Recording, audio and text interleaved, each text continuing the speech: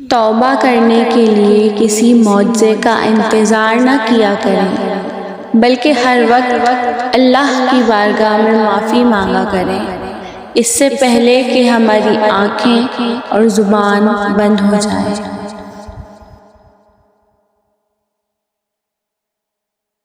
دنیا آزمائش کی جگہ ہے، آرام کی نہیں، اور آرام موت کے بعد بھی نہیں اگر روح بد عمل ہو۔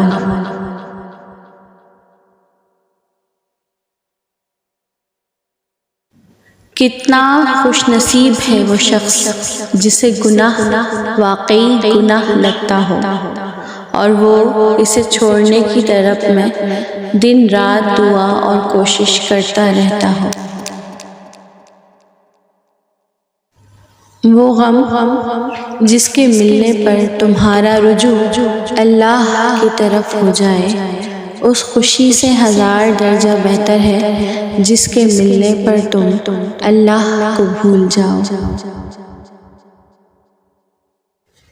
سکون محلوں اور جھونپڑیوں میں رہنے والوں سے بے نیاز ہوتا ہے، یہ ان لوگوں کے دل میں بستا ہے جو اللہ کے ذکر اور اس کی محبت کی عطا سے آباد ہوتے ہیں۔